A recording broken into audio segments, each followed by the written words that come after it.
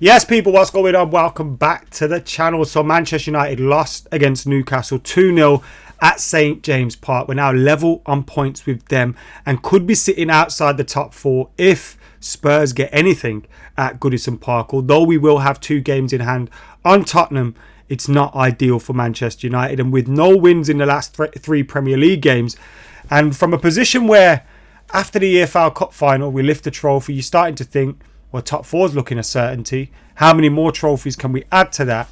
We're now kind of having half an eye on those teams just behind us. Now, we do have the benefit, of course, of having those games in hand on Spurs, but those game in hands are only worth anything if you get a result. And we did not perform at St James's Park at all. And if we play like that against some of the teams that are coming up, we're going to be playing a Chelsea side, which are going to have a new manager.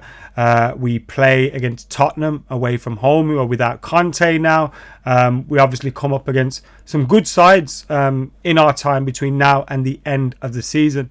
Even Brentford at home is a difficult game against Thomas Frank's side. So if we perform like that, then there's a danger we don't make it, given the fixtures and the games that we have, and the fact that Liverpool obviously didn't do themselves any favours playing against Manchester City again at the Etihad. We should get top 4, but it's not certain.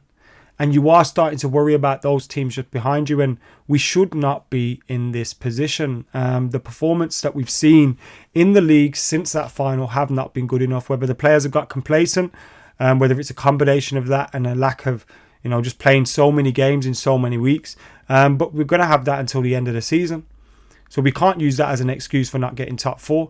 Now, I think everyone was poor in that game against Newcastle at St James's Park. So I'm not going to come out here and dig out any individual. But when Casemiro and Eriksen both aren't in the team, and especially when Casemiro isn't in the team, boy, do we miss them in that midfield area. And that's one of the big parts of a team. Obviously, it goes without saying. If the midfield functions well, they can make the rest of your players look a lot better as well.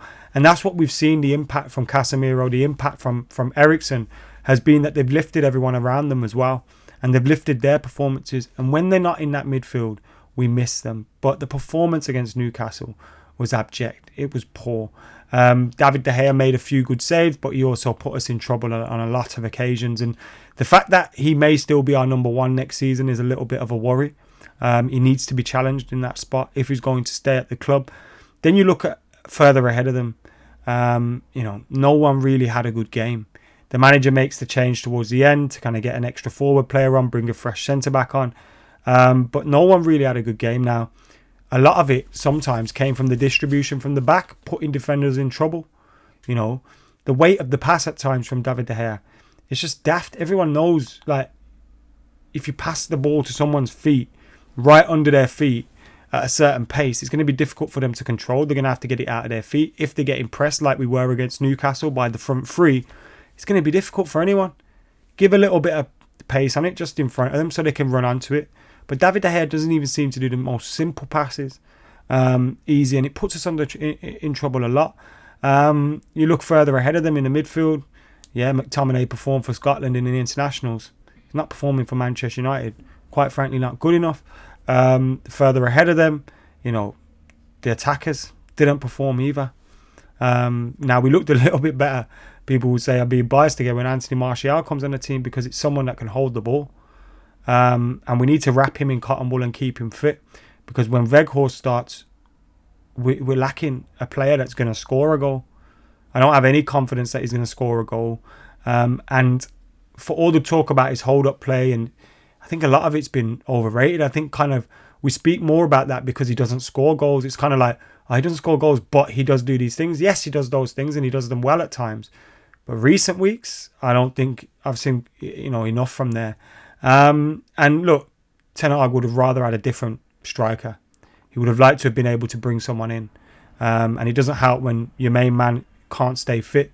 But hopefully we can get Casemiro back in the mix. We can get Martial hopefully wrapped up and fit for the rest of the season, although I wouldn't hold my breath. And maybe we'll see a little bit better of a team performance, but the players that do play as well, and you can't use fatigue, you can't use no Casemiro Casemiro might go and get sent off again knowing his luck. And then what? There's no excuses for not getting top 4, and the performances over the last 3 league games just haven't been good enough. Haven't been good enough at all. Obviously, we had the difficulty of going down to 10 men in that game. I forgot who, against Southampton, sorry. And that made it difficult. So to get a point out of that wasn't bad. But again, 2 points dropped at home against Southampton. Again, some people will look at some of the decisions that we've received in some of these games, and I hear you, but the performances have to be a whole lot better than they are at the moment, and they're just not good enough. Not good enough at all. And if we see that against Brentford, if we see that against Everton, we won't get a result. You know what I mean? We simply won't get a result. So we need to fix up and we need to turn it around, and fingers crossed they do that, because at times it seems to be a little bit too much feeling sorry for themselves. And there was talk that, you know, they had a conversation between the players themselves in the dressing room. Hopefully a few honest words were said. And that, you know, they can get out of this mess. All right, we've won the League Cup, but that's not good enough. That's not good enough. We need more. Top 4 Champions League football is a must this season, and there's a point in time where we're looking at Newcastle thinking they're not going to catch us. Looking at Spurs thinking the same. Looking at Liverpool, I know Liverpool haven't won, but keep giving them chances. You never know what can happen. So 11 games to go for United, 10 for a lot of other clubs, but we need to fix up our performances in the league. And it would have been nice to win that game against Newcastle as well, because then you pretty much cement top 3 or 4 anyway. And you can start to look at the cup games a little bit more seriously and maybe rest 1 or 2 for them. We don't have that luxury anymore.